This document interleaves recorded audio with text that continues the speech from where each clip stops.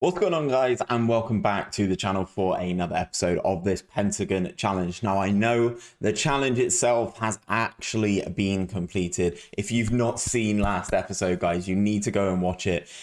We managed to finally win the fifth leg of this Pentagon challenge. We got our hands on the Champions League trophy. It was a fantastic event. If you've not seen it, please do go and see it. It is fantastic. I will even allow you to click off this video. However, once we finished the game in the episode, I wasn't really in the right sort of frame of mind to sort of sit down and review the save and talk about a few things. So that's kind of what I'm going to do now. I'm going to sort of talk you through the journey. If you are relatively new to the series and you've only picked things up since I've been at Hertha Berlin, I'm going to talk you through the journey and what sort of happened, where we've been, where we've landed, and sort of look at the save as a whole. In this, we're going to look at my attributes as a manager and see how they've grown, sort of look at my profile, players and stuff that I've got a really good relationship with throughout the course of the save, and obviously take a look at the save as a whole in terms of my win percentage, that sort of thing. So without any further ado, guys, it's going to be a stats-based episode. Let's get into it.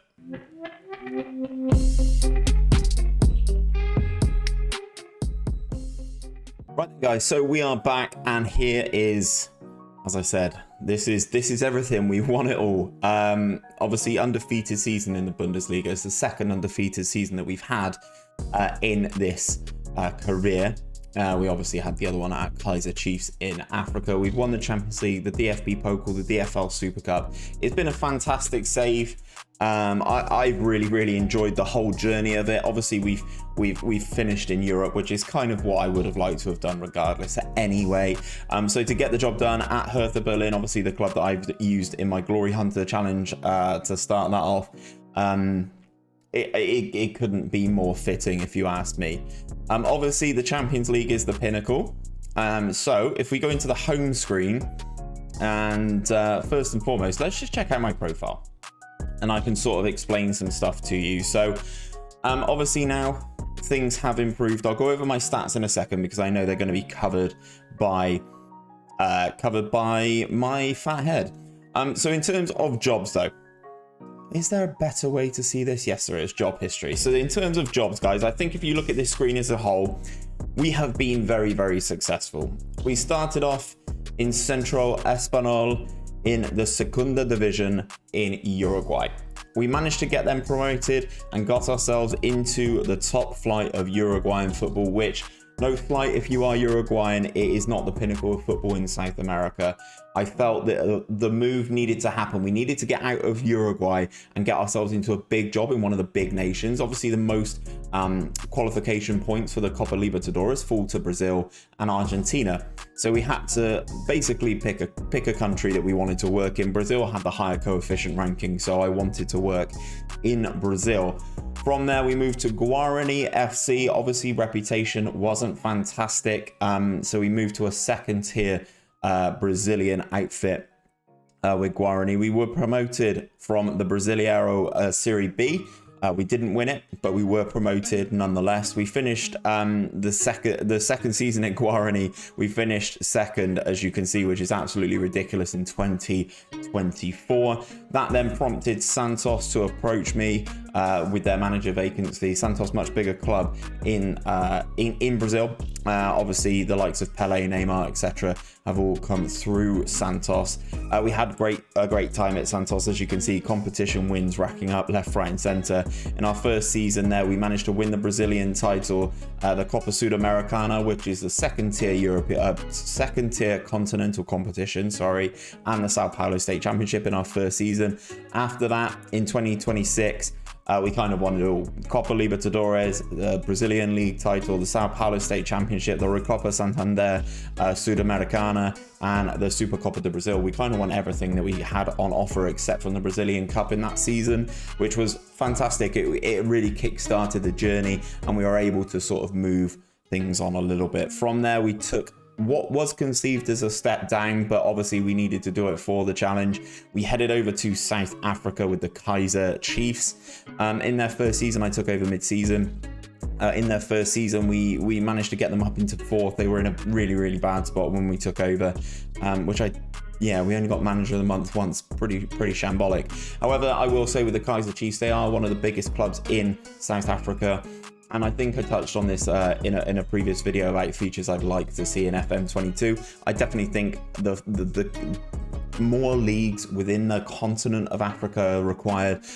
Restricting yourself just to South Africa, I think, is really difficult for this save. And most people follow a similar trajectory. They either land here, Super Sport United, or Orlando Pirates, or the Sundowns. So that's basically the 4 clubs you go to in South Africa. Second season though, or first full season, shall we say, with the Kaizer Chiefs, we absolutely dominated and won every trophy on offer, which was fantastic to see. Second full season with them, we managed to pick up that CAF Champions League title, which obviously allowed us to move on to leg 3 of the journey. We went over to the MLS. We joined Inter Miami, David Beckham's franchise. No Phil Neville. You got Steve Hood instead. And I think ultimately, if in 2030 Inter Miami have a season like they had with me as manager, I think they'll be happy with it. So in the first full season as Inter Miami manager, we managed to win everything in the US. So the Lamar Hunt US Open Supporters Shield, the MLS Eastern Conference, and the MLS Cup. By doing so, we then qualified the following season for the trophy that we did win, the CONCAF Champions League, which we did win. Again, another resignation went in. We ended up at Shanghai Shenhua in China. They were having a bad season again. I managed to pick up manager of the month once, and we did finish in 4th. Obviously, first season we didn't win a thing. However, we did qualify for that Chinese AFC Champions League even, which obviously we did get into, and we did win. Looking at this, it's a remarkable way to look back at the save. So we won the Chinese FA Cup, the Chinese Super League, and the AFC Champions League all in the same season. The resignation went in yet again. It was the summer transfer period. We were going into a fresh season over into Europe, and it was Hertha Berlin who were calling. We were rejected by numerous clubs, RB Leipzig being one of them, which I thought would have been quite interesting. But Hertha came calling eventually, and we've led them to back-to-back first place finishes in the Bundesliga. First season just picking up the Bundesliga, second season the DFL Super Cup and the Bundesliga, and then all importantly that 4th season where we won everything: the Super Cup, the Bundesliga, the German Cup, and that Champions League to finish off the journey. So that is the career history of this save. We've been in multiple leagues and been pretty successful throughout the majority of it. In terms of my profile though, obviously you can see all the languages that I speak, has the occasional chats with his players. The press I'm more used to seeing his assistant. I don't do press conferences, guys. I think they're so boring and stale. That's something that definitely needs to be revamped. However, in terms of my characteristics though, I'm now 45 in game. I'm so old. So I've now got, after winning the Champions League, a 90% reputation, which is fantastic. Media handling, I don't really speak to the media, so that's down at 23%. Understandable. Tactical consistency, 100%. I play the same tactic every game. Doesn't matter. It's successful. We move. Hands-on approach, 90%. I kind of do basically everything at the club. The only thing I don't do is press. Managing finances, 100%. We're good at that. Handling team discipline, you'll see why in my attributes in a second why that's good. Loyalty to players is down at 25%, and I think that's mainly because I've just moved so much. And then domestic player bias is at 80%, sorry, but that would drop if I were to continue with this save. In terms of my attributes, obviously when you start things off in a Pentagon challenge, you are the worst manager. You have no qualifications, you have nothing. So as you can see, I was a Sunday League footballer, and I now have a Continental Pro license. I did pick that up when I was in Brazil. Your reputation will be that befitting of somebody with almost no experience of the game at any notable level. It is effectively the lowest point you can start from, and whilst you may be afforded time by a patient board, many other clubs may be more inclined to seek an experienced hand at the first signs of trouble. That is how we started things off, and now I've got a superb 4.5-star reputation, and I'm up there listed with some of the best, which I will show you super quick in a minute.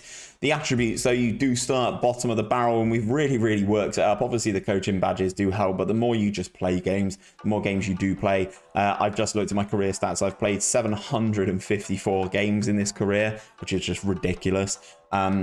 Is absolutely mad. So I've got 15 for attacking, 17 for defending, which is weird because I'm much more of an offensive manager than I am a defensive manager. 17 tactical, 16 technical, 18 mental, 13 working with youngsters. This is something that's bugged me. My adaptability's remained at 3 despite being successful in every country that I've been in, and as I've shown you, I've been in a few. Good determination and player and youngster knowledge, and then the 3 20s at the bottom for level of discipline, man management, and motivating, which is it's good to see. It is good to see. So if we go here, if we go here, let's show you my whole career stats. This is interesting though, guys. Obviously, remember, number of club manager jobs, we've had 7. I've obviously not taken a national job. Longest time as a club manager was 1,076 days. Shortest 539. 31 awards for us throughout the whole career. We've earned 8.75 million. If SI want to chuck that my way, that'd be fantastic. Total game time 5,787 days, and we've spent 983 of those on holiday. A lot of that, I will say, has just been simulating on holiday until the next game, especially towards the end in this Hertha Berlin section, obviously because of the save file and how large it is because of the requirements of the Pentagon. Getting from game to game was taking a long time, so I would just, pop myself on holiday, go and get a coffee, that sort of thing. So that's why I've been spending some time on holiday there. In terms of the player stats, I've bought 171 players for a total value of 728 million. I've sold 147 players for a value of 625 million. So actually, when you look at it like that, I'm not actually doing too bad, I don't think. The highest fee spent is obviously for Nils Bro. This guy's a monster. I'm going to show him in case you are new around here. This guy's a beast. 53 goals this season for the Danish new gem. 4.5 star. He's currently wanted by Spurs and AC Milan. Physicals up the wires. He's just insane. Great mentals where he needs them, and great technicals where he needs them as well. He's just a beast. We paid 90 million for him, and the highest fee received is 41.5 million for Jelmer Raymer, who I genuinely don't remember having. I genuinely don't remember who this person is. And considering they were here at Hertha, that's 3 years ago. I have no idea. We paid almost £6 million to agents as well, and we've released 56 players, which is ridiculous. Highest nationality rank we are. I'll show you all the Hall of Fame stuff in a second, so I won't bore you with that. We're not too worried about Hertha Berlin. We've got an 81% win ratio at Hertha Berlin, which is quite impressive, really. But throughout the whole career, this is what we're here to look at. So games played 754. Games won 581, games drawn 81, games lost 92, so I've lost more games than I've drawn. Goals for 1,992 goals scored, 649 goals against, giving me that overall goal difference throughout the whole career of 1,343, and that win percentage of 77% throughout the entirety of this career. In terms of trophies and stuff, we've won 21 cups, 15 leagues, and we've got 2 promotions, and 0 relegations, I might add, is something that I'm quite proud of. It's quite a lot of cups. There's quite a lot of leagues. Obviously we won a lot of cups in South Africa. There were like 7 or 8 trophies to play for every year, so that is where that's padded out a little bit. But that is, I'm happy with it. There is something I do need to show you guys though, wherever it is. I don't know where the Hall of Fame is. Oh, it's over here, isn't it? Let's go Hall of Fame. Obviously we are in the Worldwide Hall of Fame. As you can see, here is the career for Steve Hood in this setting. I'm above Bob Paisley, Trapattoni, Ronald Koeman, Jurgen Klopp, Thomas Tuchel, myself again. This is where you start to see, some of my other saves that you would have seen. But we managed to get, with this iteration, we managed to get ourselves all the way up into 8th in the Worldwide Hall of Fame. We are just behind Jose Mourinho. But we're in good company. Ancelotti, Zizou, Jose, obviously Sir Alex is quite high up there, and then Pep at the top is by far and away in this simulation much better than any anyone that you've ever seen. And that is largely because if I scroll down, I think Pep's still at Man City.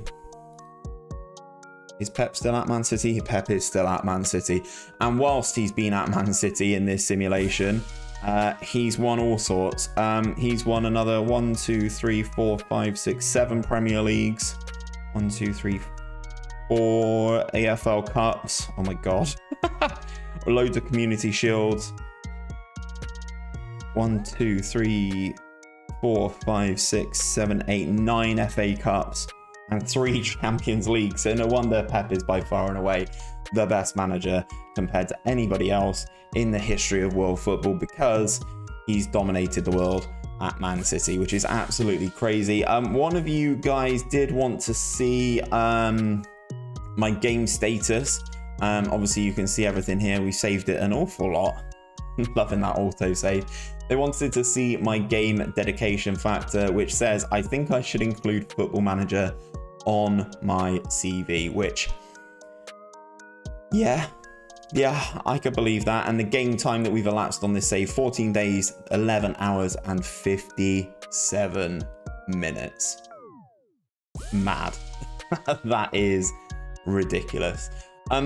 One thing I will say, if we go back into my job history, what I thought would be interesting, shout out to Balin, he's loyal viewer to the channel, love this guy, always there, always comments, always there for me to bounce ideas off and stuff. He gave me the suggestion of going back and seeing these individual clubs and doing like little showcase episodes to show you guys how they got on after I left. Obviously I don't need to do Hertha, but I can definitely look at all the others, because I know some interesting stuff has happened to Guarani, and it'd be interesting to see what happened with Kaiser Chiefs after I left them into Miami, etc.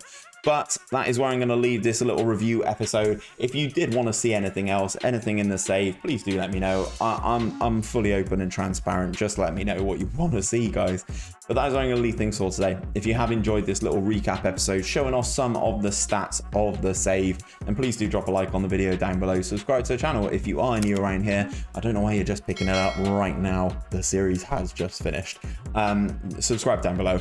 Hey, you know, we're getting ready for FM22, I guess. Maybe there's going to be a save on the channel in the meantime. I'll be honest, guys, I've not really figured out what I'm going to do. But until next time, take care of yourselves, take care of each other, and I'll see you on another one very, very soon.